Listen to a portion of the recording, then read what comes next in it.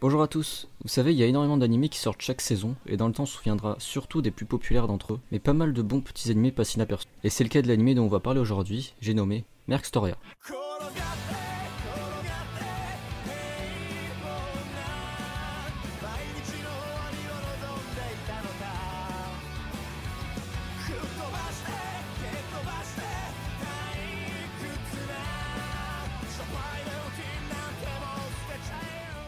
Merc Storia, ou de son nom complet Merc Storia Mukuryoku no Shunen Tobin no Naka no Shoujo, j'ai réussi à dire ce nom, est un anime sorti en 2018 par le studio Encourage Films et il comporte 12 épisodes. Il est adapté du jeu mobile Merc Storia sorti en 2014 au Japon. Dans cet univers, humains et monstres arrivent à coexister et nous allons suivre l'aventure de Yu, un jeune apaiseur de monstres, ayant reçu un objet un peu particulier, Merc, une jeune fille dans un bocal. Malheureusement, elle ne se souvient pas de son passé et Yu devra l'aider à s'en souvenir à travers un voyage dans plusieurs pays. Pour ce faire, ils voyageront aux côtés de Jamo dans sa charrette. Et ils auront également un monstre docile en leur compagnie, à savoir Toto. Voilà pour le résumé. Ce que j'aime bien avec cet animé, c'est la diversité des lieux dans lesquels nos protagonistes vont se rendre.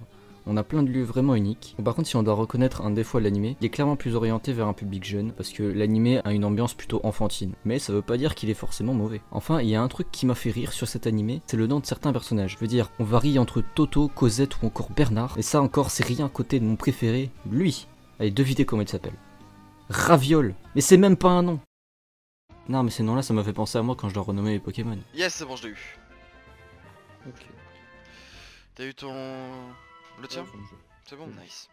Aussi, petit truc à redire pour la version sous-titrée. Je suis pas sûr qu'il était nécessaire de mettre la traduction des musiques du pays de la chanson. Non, parce que si j'avais dû écrire les paroles d'une chanson d'amour, je pense que j'aurais fait à peu près la même chose.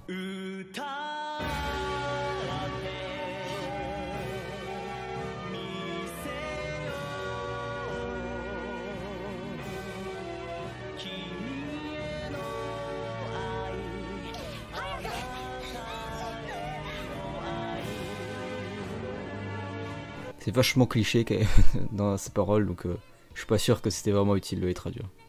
Aussi, le duo Merc et Yu marche très bien. Merc en particulier est un personnage hyper adorable et hyper kawaii. Et arrête tout de suite de l'ajouter à ton top waifu, voilà.